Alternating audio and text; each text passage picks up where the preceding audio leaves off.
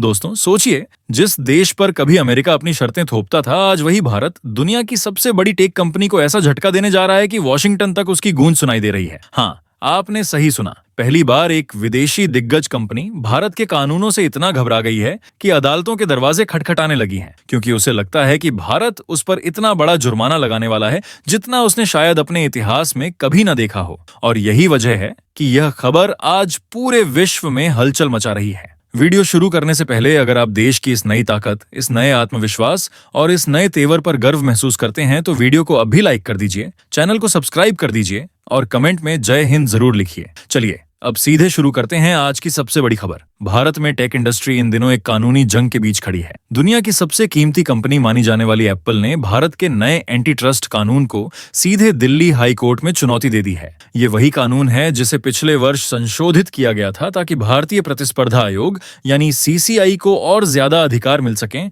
और कोई भी विदेशी या घरेलू कंपनी बाजार में मनमानी न कर सके। इस कानून की सबसे अहम बात यह है कि अब सीसीआई किसी भी कंपनी पर जुर्माना लगाते समय सिर्फ भारत में की गई कमाई नहीं बल्कि पूरी दुनिया की कमाई यानी ग्लोबल टर्नओवर को आधार मान सकता है। और यहीं से शुरू होती है पूरी कहानी की असली तगड़ी टक्कर। एप्पल की मुश्किल इसलिए बढ़ी क्योंकि उसका वैश्विक कारोबार पिछले वर्ष $394 बिलियन से भी ज्यादा का था, जबकि भारत से उसे सिर्फ 2 से 3% तक की कमाई होती है। इसके बावजूद अगर सीसीआई ने एंटी ट्रस्ट नियमों के उल्लंघन पर अधिकतम दंड लगाया तो यह जुर्माना करीब दुनिया भर की कमाई का 10% हो सकता है, जो सीधे बढ़कर 28 से $39 बिलियन तक पहुंच जाता है। यही वह भारी भरकम अनुमानित जुर्माना है जिसने एप्पल को बेचैन कर दिया है और जिसे लेकर वह अदालत में कह रही है कि यह जुर्माना अनुपातहीन, अनुचित और अत्यधिक दंडात्मक है। इस पूरे विवाद की शुरुआत 2 वर्ष पहले तब हुई जब मैच ग्रुप, जो टिंडर जैसी लोकप्रिय ऐप चलाती है, और भारत के कई स्टार्टअप्स ने सीसीआई में शिकायत दर्ज कराई।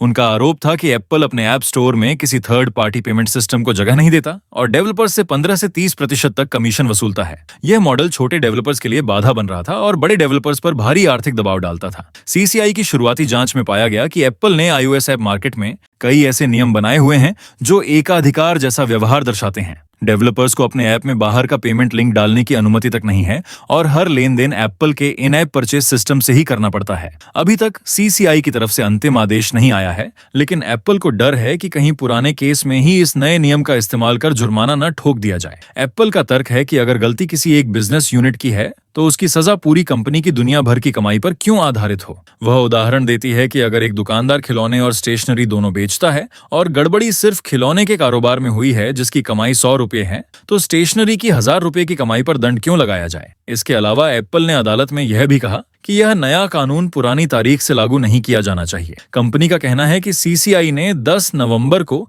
एक दशक पुराने केस में इस कानून का पहली बार प्रयोग कर मिसाल कायम की है, जो उसे रेट्रोस्पेक्टिव यानी पिछली तारीख से लागू करने जैसा लगता है। इसी वजह से एप्पल ने इसे संविधान विरोधी बताया है और कोर्ट से तत्काल राहत मांगी है। इस बीच एक और दिलचस्प तथ्य सामने आया है। एप्पल भारत में अपने मार्केट शेयर को छोटा बताने की कोशिश कर रहा है, लेकिन काउंटर पॉइंट रिसर्च की रिपोर्ट कहती है कि पिछले 5 वर्षों में भारत में एप्पल का यूजर बेस 4 गुना बढ़ चुका है और अब यह 1.5 करोड़ सक्रिय आईफोन यूजर्स के पार पहुंच गया है। प्रीमियम स्मार्टफोन मार्केट में तो एप्पल का हिस्सा 70% से भी अधिक है। स्पष्ट है कि भारत अब एप्पल के लिए सिर्फ एक उभरता हुआ बाजार नहीं बल्कि एक रणनीतिक रूप से बेहद महत्वपूर्ण क्षेत्र बन चुका है। कानूनी विशेषज्ञों का कहना है कि भारत का संशोधित कानून बिल्कुल स्पष्ट है। सीसीआई चाहे तो वैश्विक टर्नओवर का आधार लेकर भी जुर्माना लगा सकता है और यूरोप जैसे देशों में भी यही मॉडल लागू है, जहां पहले से ही कई बड़ी टेक कंपनियों पर भारी भरकम दंड लगाए जा चुके हैं। भारत अब अंतर्राष्ट्रीय मानकों के अनुरूप चल रहा है और एप्पल को इससे समस्या इसलिए है क्योंकि उसका बिजनेस मॉडल लंबे समय से इसी तरह के नियमों का फायदा उठाकर बनाया गया है। अगर कोर्ट ने एप्पल की याचिका खारिज कर दी तो इसका असर सिर्फ एप्पल पर नहीं बल्कि गूगल, अमेजन, मेटा और माइक्रोसॉफ्ट जैसी हर कंपनी पर पड़ेगा, क्योंकि फिर भारत में किसी भी तरह की एकाधिकार वाली गतिविधि पर लगने वाला दंड उनकी पूरी वैश्विक कमाई पर तय होगा। ऐसे में भारत दुनिया के लिए एक कड़ा नियामक वातावरण पेश करेगा जिससे टेक कंपनियों को बेहद सावधानी से कदम उठाने पड़ सकते हैं। और यही कारण है कि पूरी दुनिया की निगाहें इस केस की अगली सुनवाई पर टिकी हैं, जो 3 दिसंबर को होने वाली है। अब सवाल यह है कि क्या भारत सही कर रहा है या एप्पल की दलीलें उचित हैं? क्या भारत का यह नया कड़ा कानून टेक दुनिया में एक नया अध्याय खोलने जा रहा है? और क्या यह भारत की नियामक ताकत को विश्व स्तर पर स्थापित करने वाला फैसला साबित होगा? दोस्तों, भारत और एप्पल के बीच चल रही यह कानूनी जंग सिर्फ एक कंपनी बनाम एक देश का मुद्दा नहीं है, बल्कि यह इस बात का संकेत है कि आने वाले समय में ग्लोबल टेक कंपनियों को भारत जैसे उभरते देशों के कानूनों को पहले से कहीं ज्यादा गंभीरता से लेना होगा।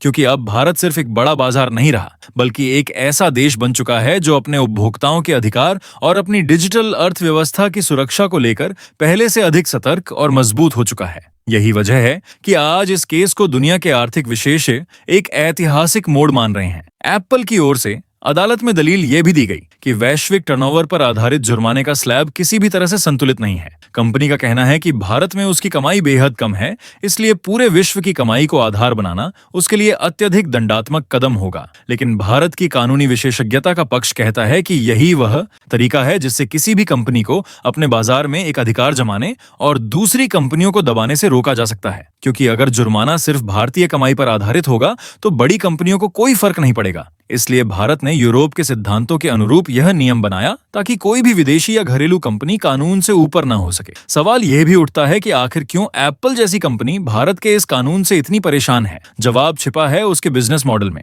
एप्पल की पूरी इकोसिस्टम रणनीति उसका ऐप स्टोर है, जहां वह डेवलपर्स से भारी कमीशन वसूलती है और पेमेंट गेटवे पर कड़ी पाबंदियां में लगाती है। अगर भारत में एंटी ट्रस्ट केस में एप्पल हारती है और उसे पेमेंट सिस्टम में बदलाव करने पड़ते हैं, तो इसका असर सिर्फ भारत पर नहीं बल्कि पूरी दुनिया पर हो सकता है। कई विशेषज्ञ मानते हैं कि भारत में लिया गया फैसला दूसरे देशों के लिए भी उदाहरण बनेगा, जिससे एप्पल का ऐप स्टोर मॉडल कमजोर पड़ सकता है। यही कारण है कि एप्पल इसे हर संभव तरीके से रोकना चाहती है। अब आगे बढ़ते हैं आज की दूसरी बड़ी खबर पर, जिसने दुनिया को दिखा दिया कि भारत की अर्थव्यवस्था न सिर्फ जिंदा है बल्कि पहले से कहीं ज्यादा मजबूत और स्थिर गति से आगे बढ़ रही है। कुछ महीने पहले डोनाल्ड ट्रंप ने कहा था कि भारत की ग्रोथ मरने वाली है और भारत की अर्थव्यवस्था ढहने के कगार पर है। लेकिन आज जो नए जीडीपी आंकड़े सामने आए हैं, उन्होंने ट्रंप के उस बयान को पूरी तरह गलत साबित कर दिया है। भारत ने जिस तरह से इस तिमाही में अपनी ग्रोथ दिखाई है, उसने न सिर्फ वैश्विक मार्केट को चौंकाया है, बल्कि उन सभी आर्थिक विशेषज्ञों के अनुमान भी तोड़ दिए हैं